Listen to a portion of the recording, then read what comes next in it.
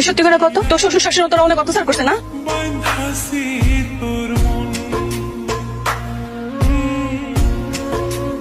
আমি মুখ কামড়ে ছাড়ুন না, আমি মুখ কামড়ে ছাড়ুন না আপা।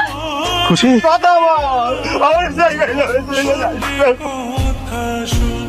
ব্যাপার খুশি, আমি কতবার কল দিলাম, ঠিক আছে তো? ঠিক আছে, আচ্ছা শোনো, আমি ঢাকা এসেছি, আমি গ্রামে আসবো তোমাকে নিতে। আশা লাগবে না, আমি একাই চলে আসবো।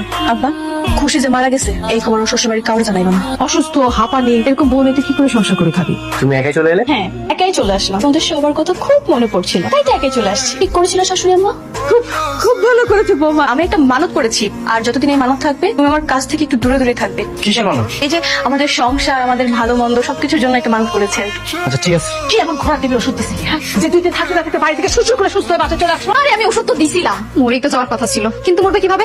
কই মাছের জান, কই মাছের জান তোমাদেরকে সাথে না নিয়ে কি করে মরে মামু? তুই না বলে ঘরে ঢুকলে যে তোর এত শ্বাস করতে হলো। তোর বাপের ঘর? হ্যাঁ, করছিস কেন? সংসারে চাবি প্রশ্নই আসে না। চাবি দিবি নাকি এক করে তোর ঘর থেকে মাথা করে দিব? তাই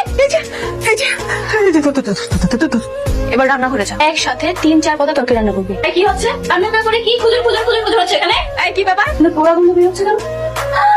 তরকারি পুড়ে কি করছে? বালতির পানি এত কালো কেন? কি দুর্গন্ধ! আমাদের কুকুর আছে না, কুকুরের বিষটা। আসলে হয়েছে কি, ওই যে কুকুরের বিষটা আচারে অনেক বেশি ডিমান্ড, তাই বানিয়েছে বিক্রি করবো বলে। কুকুরের বিষটার পানি অনেক বেশি ডিমান্ড? কেন, তোর বিশেষ হয় না? ওকে, তাহলে তুই এক কাজ কর, তুই এটার গন্ধ শুক।